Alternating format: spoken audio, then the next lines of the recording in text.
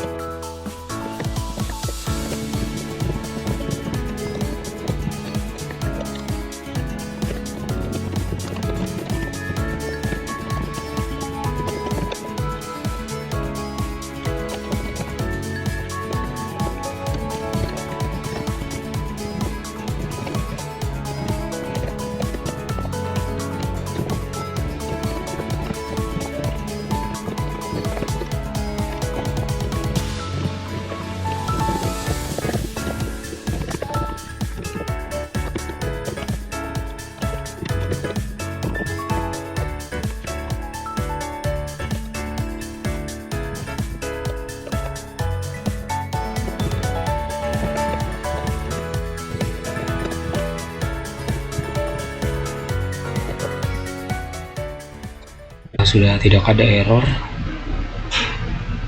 kita coba run di sini.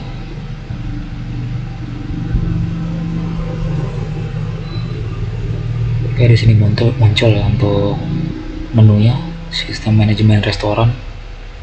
Oke, kita balik ke soal lagi tadi. Pertama adalah kelas abstrak. Buatlah sebuah kelas abstrak menu item yang akan menjadi kelas dasar untuk semua menu item dalam restoran. Kelas ini harus memiliki atribut string, harga, double, dan kategori string. Definisikan metode abstrak tampil menu yang akan digunakan untuk menampilkan informasi tentang item menu. Kelas abstrak tadi sudah ini, dan atributnya juga sudah di sini. Private string nama, private double harga, private string kategori. Ini menu itemnya. Definisikan metode abstrak tampil menu. Ini kodenya public abstrak void tampil menu.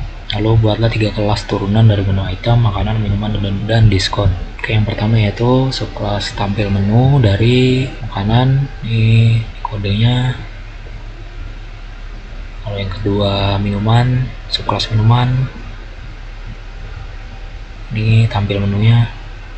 Lalu yang ketiga subkelas diskon di sini. Ini tampil menunya. Lalu buatlah sebuah kelas menu yang akan digunakan untuk mengelola semua item menu dalam restoran. Kelas ini harus memiliki atribut berupa sebuah array list untuk menyimpan semua item menu. Untuk kelas menu tadi ini sudah menggunakan array list juga di sini. Oke, selanjutnya buatlah kelas pesanan yang akan digunakan untuk mencatat pesanan pelanggan. Kelas ini harus memiliki atribut berupa array list untuk menyimpan item-item yang dipesan oleh pelanggan. Kelas pesanan ada ini, sudah menggunakan atribut array list juga. Lalu implementasikan konsep inheritance dengan benar antara kelas-kelas ini. Untuk tugas nomor 5 ini kita akan tesnya di output saja. Kita coba tambah item. Sini makanan, nasi goreng.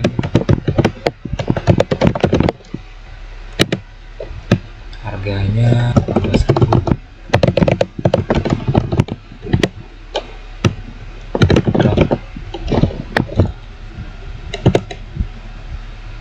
Lalu yang kedua kita tambahkan minuman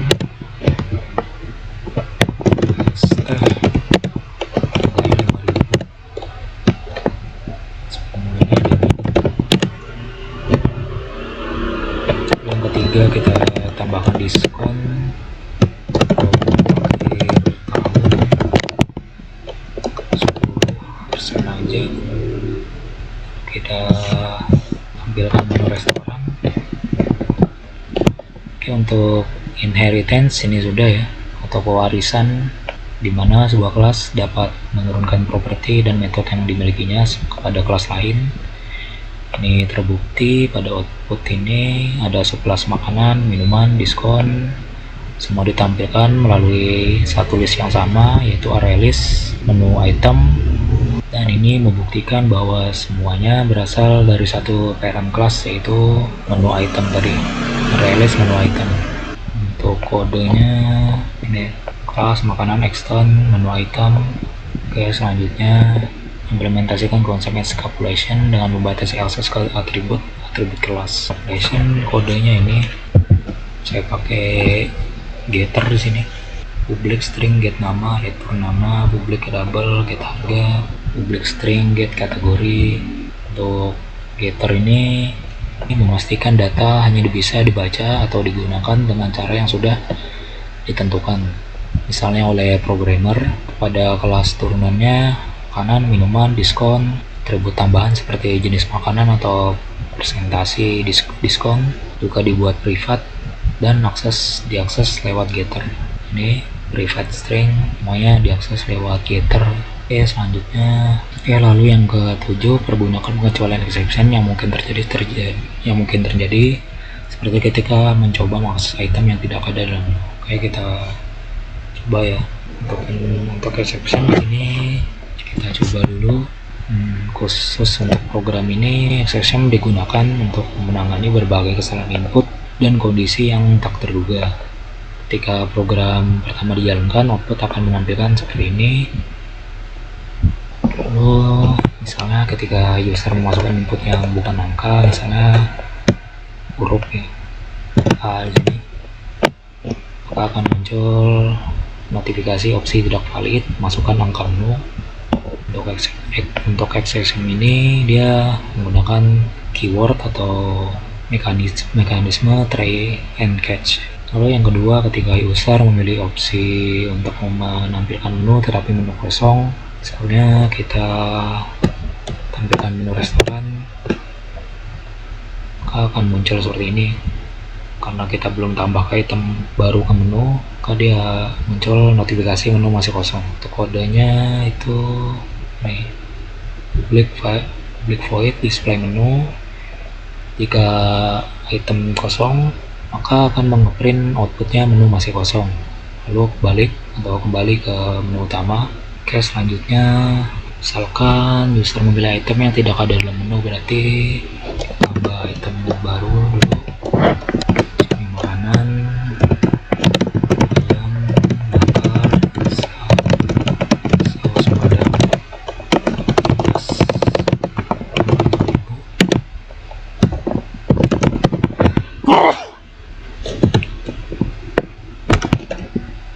kita terima pesanan pelanggan. Di sini mau pelanggannya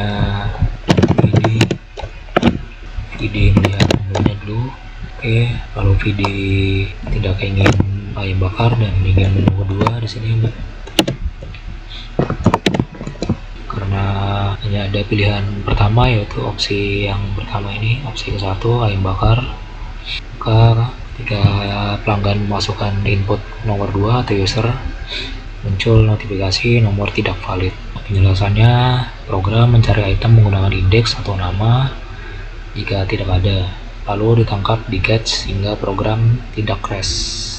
Untuk kodenya ini ya, dia ditangkap dulu sehingga program tidak crash. Untuk exception handling sudah.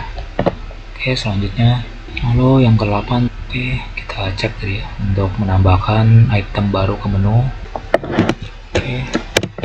udah ada tadi ya, tambahkan coba beli harga 20.000 berat, lalu tambahkan lagi minuman es dawet, kita tambahkan lagi terusnya angka tadi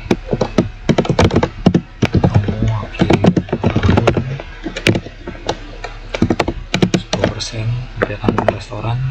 Kita cek menunya, oke, tampil di sini ya. Untuk menambahkan item baru ke menu sudah, lalu menampilkan menu restoran sudah, lalu kita menerima pesanan dari pelanggan dan mencatatnya. Misalnya ini ketika ada pelanggan datang, lalu kita masukkan namanya, lalu kita kasih lihat dia menunya dulu, order, lalu dia ingin ngasih kebuli, kita input nomor 1, es dawet juga kita tambahkan 2, diskon juga, maaf diskonnya belum ditambahkan tadi di sini. Oke, untuk struk pesanannya seperti ini. Ini karena sudah menggunakan library dari ini ya, import Java Text Simple Date Format, maka muncul ya. Waktunya keluar dari program,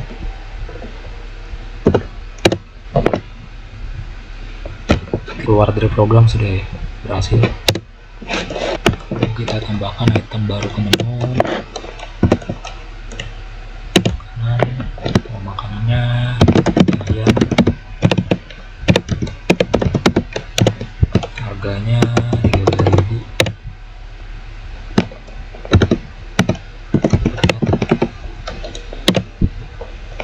tambahkan lagi minumannya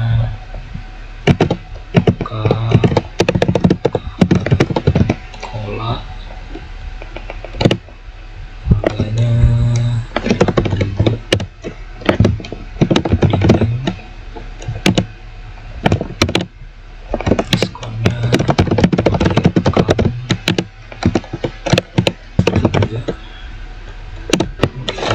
pilih opsi nomor 5 untuk simpan menu file menu txt.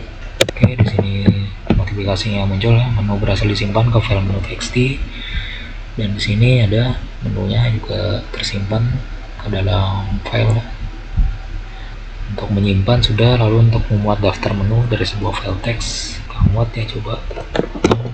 Oke, di sini muncul juga ya notifikasinya, menu berhasil dimuat dari file menu, lalu menyimpan struk pesanan pelanggan dan memuat dari file teks. Oke, kita coba.